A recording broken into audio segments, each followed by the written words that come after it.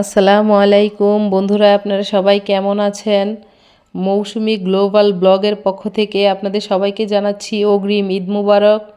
তো আজকে আপনাদের সাথে আমি যে দুইটা রেসিপি শেয়ার করব সেটা আমার শাশুড়ি মার কাছ থেকে শেখা রাজশাহীর বিখ্যাত দুইটা রেসিপি আজকে আপনাদের সাথে আমি শেয়ার করব। খুব শর্টকাটে রান্নাগুলো আজকে আমি করব।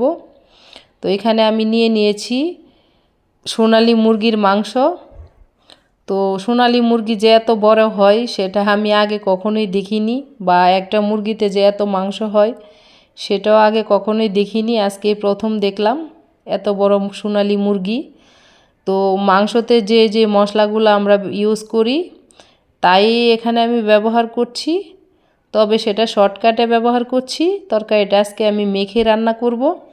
সব মশলাগুলো আমি একসাথে দিয়ে দিয়েছি, তেল দিয়ে দিয়েছি। এখন আমি মশলাগুলোকে ভালো করে মাংসর সাথে ম্যারিনেট করে নেব। ইফতারিরও সময় হয়ে এসেছে। শর্টকাটে দুইটা রান্না আজকে আপনাদেরকে আমি করে দেখাবো। আর অবশ্যই ভিডিওটা না টেনে পুরোটা দেখবেন। আজকে আপনাদের সাথে এমন একটা রেসিপি শেয়ার করতে যাচ্ছি যেটার ভিন্নতা অবশ্যই আছে, সেটা রান্না করলে বা দেখলেও আপনারা বুঝতে পারবেন। মাংস রান্নাটা হয়তো আপনাদের সবার কাছেই কমন মনে হচ্ছে, বা এরকমভাবেই আমরা সবাই রান্না করে খাই। কিন্তু আজকে যে ঝাল পোলাওটা আপনাদের সাথে আমি শেয়ার করব, এটা অবশ্যই ভিন্নতা আছে। রাজশাহীর বিখ্যাত ঝাল পোলাও বলে কথা।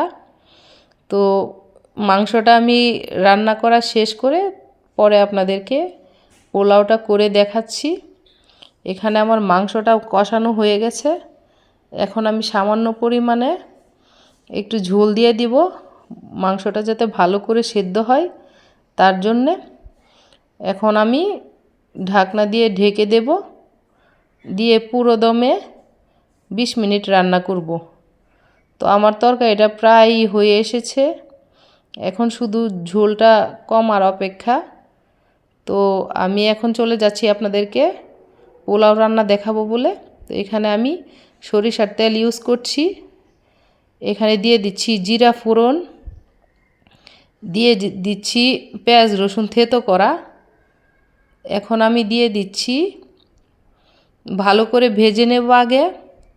ভালো করে ফোড়নটাকে ভালো করে ভেজে নিয়ে এখন দিয়ে দিচ্ছি হলুদের গুঁড়া, দিয়ে দিচ্ছি মরিচের গুঁড়া, দিয়ে দিচ্ছি ধনিয়ার গুঁড়া। তারপর এখন দেব হচ্ছে বাটা মশলা, গরম মশলা, জিরা, আদা একসাথে ভালো করে ভেজে লাল করে নেব। তো এখানে আমি পোলার চাউল আর চর্বিযুক্ত মাংস ধুয়ে রেখেছি। তো এটা আমি এখন দিয়ে ভালো করে নেড়ে চেড়ে ভালো করে ভেজে নিচ্ছি। চালটা যতই ভাজা ভালো হবে পোলাওটা আপনার ততই খেতে স্বাদ হবে। সামান্য পরিমাণ লবণ দিয়ে দিলাম। তো আপনারাই দেখে বলবেন যে এভাবে সচরাচর আমরা পোলাও করি না, তবে এই পোলাওটা খেতে যা টেস্ট, যা স্বাদ, সেটা মুখে লেগে থাকার মতো।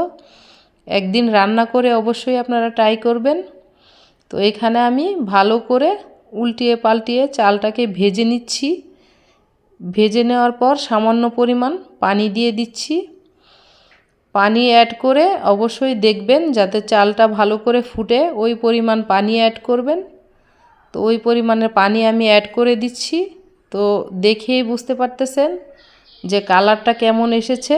খেতে অবশ্যই ঝাল লাগবে, আর এই জন্যেই তার নাম ঝাল পোলাও। ধোয়ার জন্যে ভালো করে দেখাও যাচ্ছে না, তাই এরকম মনে হচ্ছে। তো আপনাদেরকে ফাইনালি আমি রান্নাটার শেষের দিকে নিয়ে যাচ্ছি।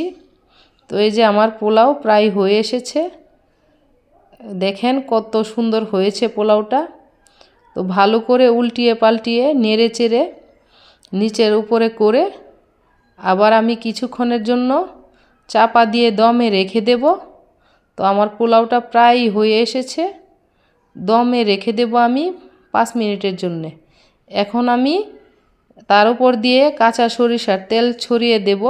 এটাই হচ্ছে রাজশাহী অঞ্চলের বিখ্যাত ঝাল। তো বন্ধুরা, ফাইনালি রান্নার পর্ব শেষ করে খাওয়ার পর্বে চলে আসলাম। ইফতারিরও সময় হয়ে এসেছে। তো আমার মেয়ে আর অপেক্ষা করতে পারছে না, বলছে যে আম্মু আগে আমাকে দিয়ে দাও, আমি আগে খেয়ে দেখি কেমন হয়েছে তোমার ঝাল পোলাও আর মাংস ভুনা। তো মেয়েকে বললাম যে তুই আগে ট্রাই করে দেখ কেমন হয়েছে আজকের রান্না। তো আমার মেয়ে খাওয়া শুরু করে দিল। তো দেখেন আমার মেয়েটা কত লক্ষ্মী। আমি যখন রান্না করতেছিলাম তখন সে এই সালাদের প্লেটটা নিজে নিজেই সব কিছু কেটে সাজিয়ে নিয়েছে। এখন সে সুন্দর করে খেতে বসে পড়েছে। তো সে খেয়ে বলছে যে অসাধারণ হয়েছে, দারুণ হয়েছে। সে খেয়ে নাকি আরও নেবে। তো আমি বললাম যে আগে তুমি প্লেটেরগুলো শেষ করো, তখন তুমি আরও নিও। তো দেখেন বন্ধুরা কত তৃপ্তি করে খাচ্ছে। অবশ্যই আপনারা এই ঝাল পোলাওটা বাসায় রান্না করে ট্রাই করবেন। এর মধ্যে অবশ্যই ভিন্নতা আছে। এটাতে কাঁচা জিরা ফোড়ন দেওয়া হয় এবং কাঁচা সরিষার তেল ইউজ করা হয়, যার জন্যে তার স্বাদ অতুলনীয়।